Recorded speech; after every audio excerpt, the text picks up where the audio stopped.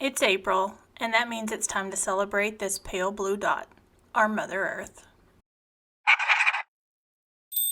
Hey y'all, welcome back to Dots and Beyond. If you are new here, my name is Beth, and welcome to Bujo Fest 2022, where I am using my bullet journal to highlight some of our favorite festivals and celebrations from around the world.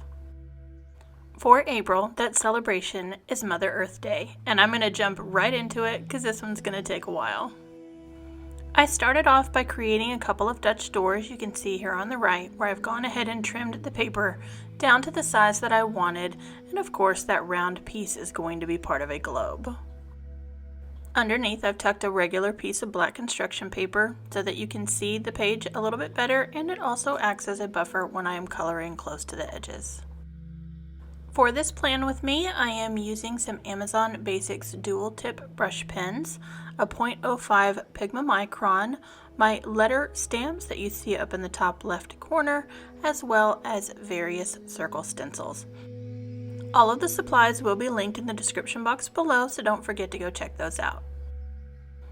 Known as Mother Earth Day in most of the world, and simply Earth Day in the United States, the modern environmental movement was born out of a response to Rachel Carlson's 1962 book, Silent Spring. It raised public awareness and concern for living organisms, the environment, and the inextricable links between pollution and public health. Earth Day began as an initiative by a junior senator from Wisconsin, Senator Gaylord Nelson, as a teach-in on college campuses. April 22nd was chosen as an optimal date between spring break and exam week. Recognizing the movement as one to inspire all individuals, the name was changed to Earth Day, a title that grabbed media attention.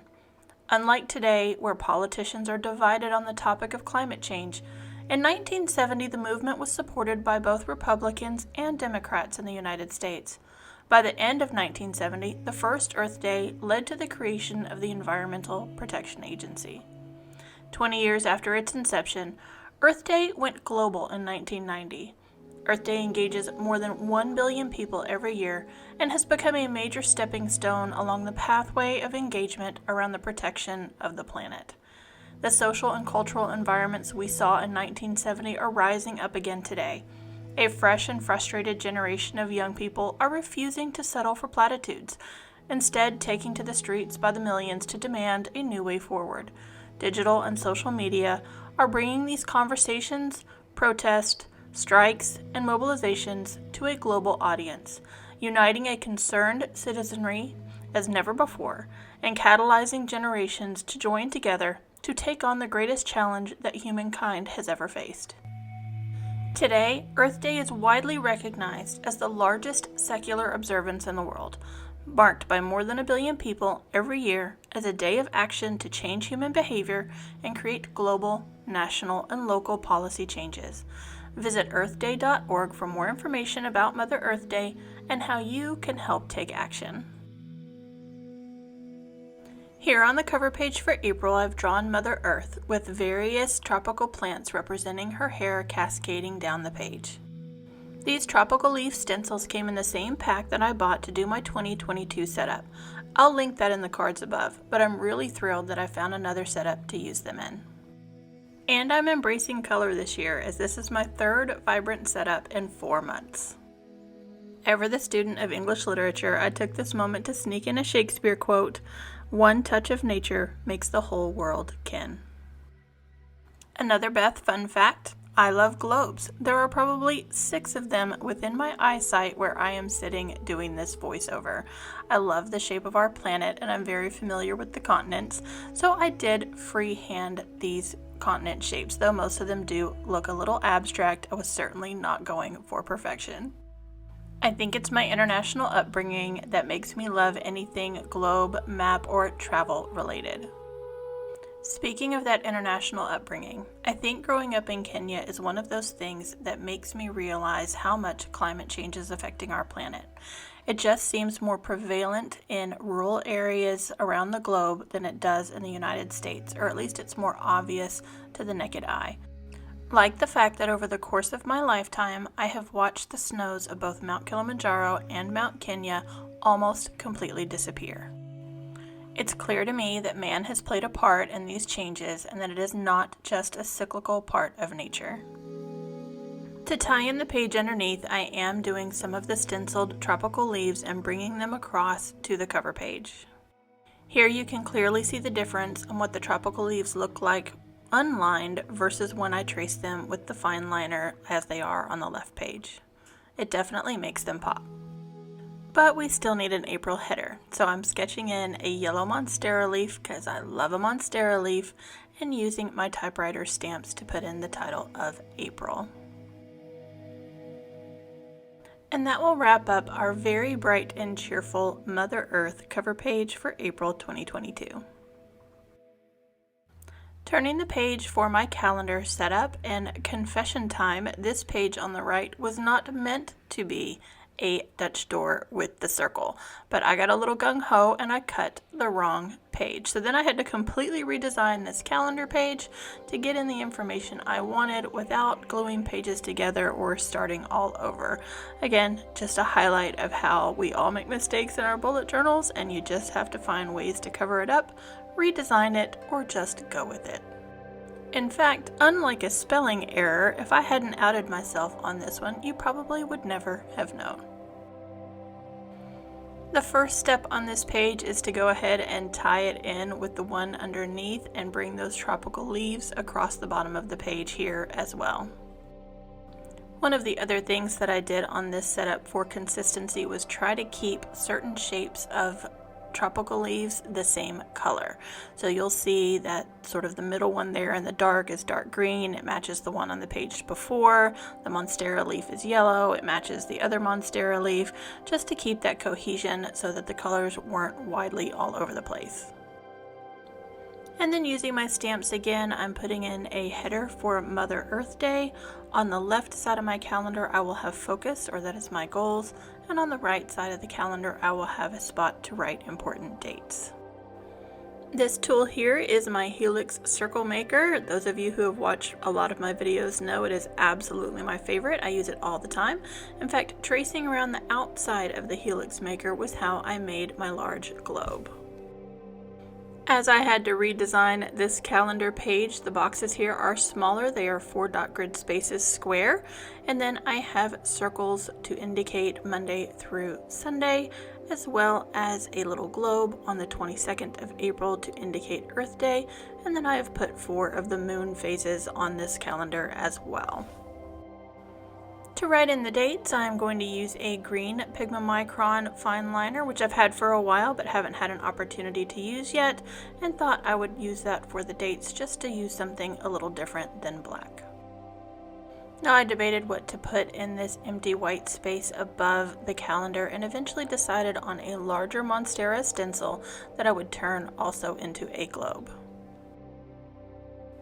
A quick outline of the monstera globe with the black fineliner, and we'll be ready to move on to my next page. Now, because I had cut the wrong side of my calendar page and accidentally turned it into a Dutch door, not only did I have to redesign it, but I also had to redesign this page underneath. But it wasn't that big of a deal. I just rearranged some of the elements and how they appeared on the page. And what I've decided to put on this page are reminders for me on how we can continue to clean up our planet, as well as reminders for me on how I can continue to clean up my mind. I've been very vocal on this channel about how my mental health is not the greatest right now, and that I'm working too many hours at my regular job in order to be able to enjoy some of the other things, like doing my bullet journal setups that I love and take joy and pleasure out of, as opposed to just regular work. So I'm continuing that theme of reminding myself to take care of me.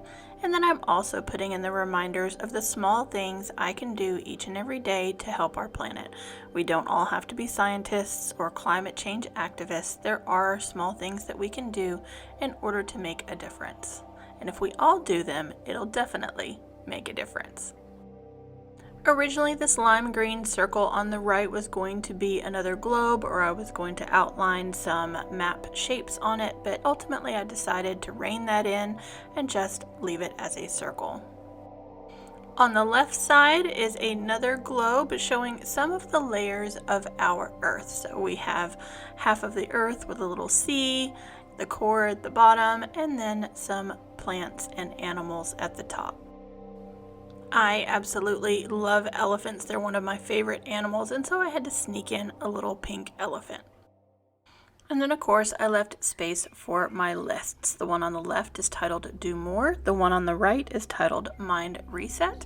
And here I used my other circle maker, my Staedler circle maker, to outline those circles.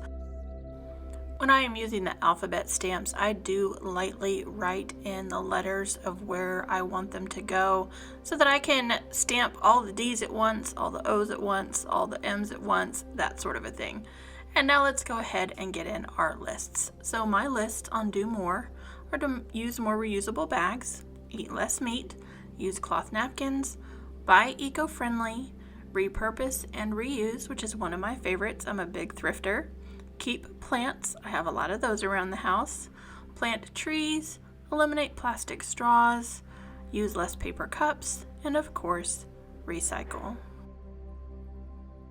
And the reminders for my mind reset are to use more routines, exercise more, meditate, relish my alone time, read fiction, not getting bogged down in the facts of life, no social media, journaling it out, sleeping more, I'm a terrible sleeper, listening to music, and of course, asking for help. That will wrap up this spread, and we'll be moving on to the next one, which is not completely unrelated, and that is a wellness spread. I'm going to use this spread for 3 things. One of them is to have a spot to put down some gratitude, and not one for every day, but just little gratitudes I might need to remember, as well as my mood tracker and my sleep tracker. Now, if you've been here for quite a while, you know that I tracked sleep in my bullet journal all the way through 21. Moving into 2022, I was really relying on digital tools for that, and I've just kind of decided I need to see that graph outlined once again. And so I have created this diagram where I will track my sleep in a bar graph and then track my mood in a line graph on top of it. These sun rays or sunflower petals, whichever you feel like they look like, will be the places that I will write down things for which I am grateful. And then just to balance it out, I put a moon and star on the opposite page.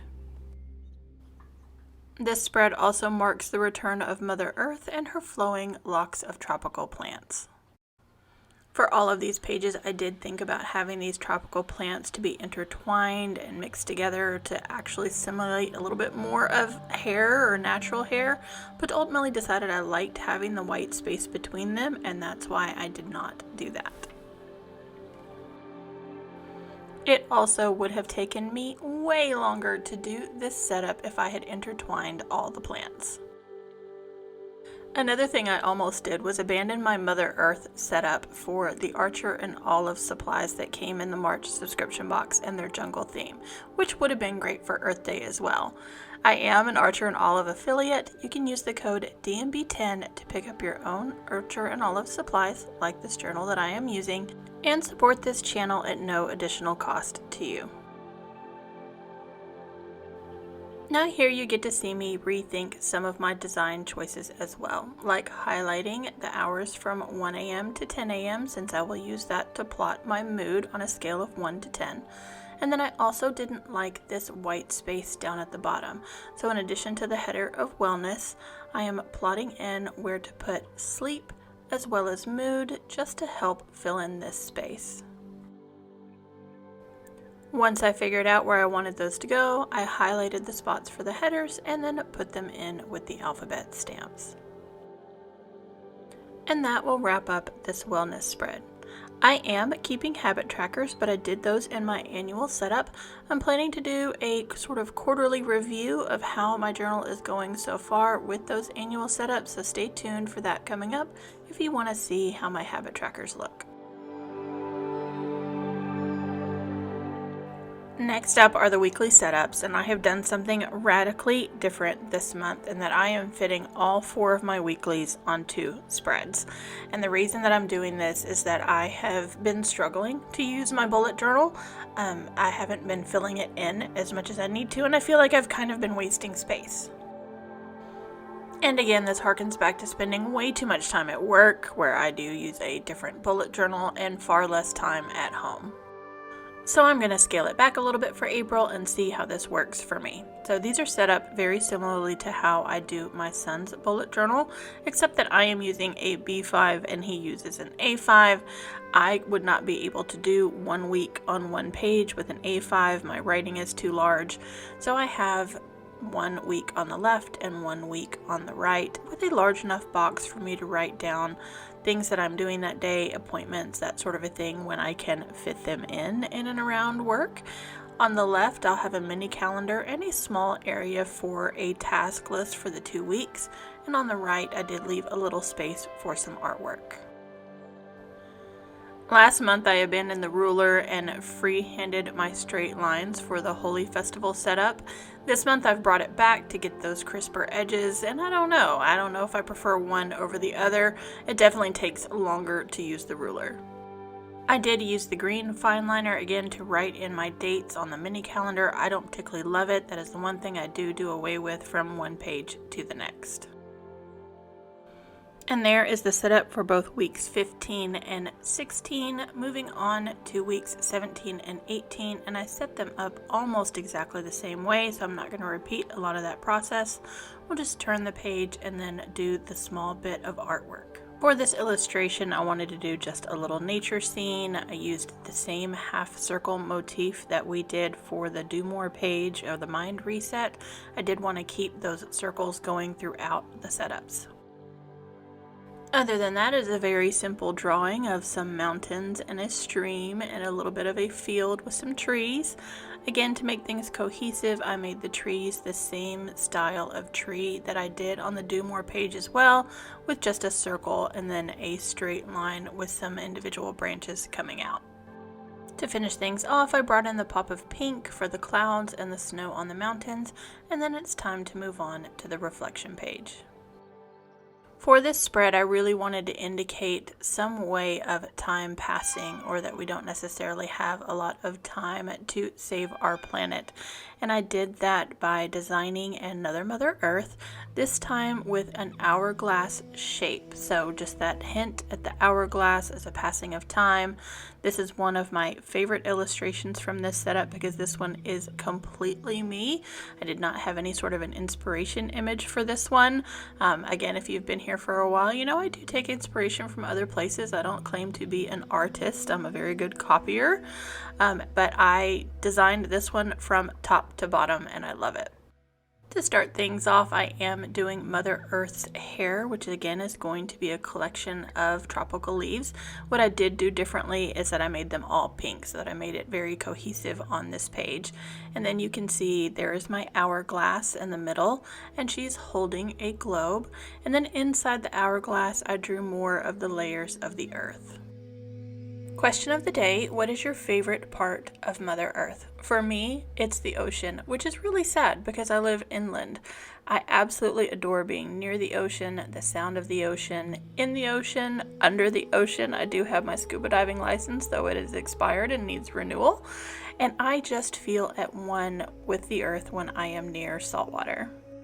So let me know your favorite part of Mother Earth in the comments below. And while you're here, I would be very grateful if you would consider subscribing to this channel by hitting that subscription button, as well as hitting the bell notification so that you know when I upload. My regular upload schedule is a little disrupted right now, so it is the best way to find out when I have a video go live. One last step is to get in the headers for my reflection page, and for this month I am going to use favorites, playlist, good, bad, thoughts, and an area for feelings with a scale that I got from Anna with Journal Away.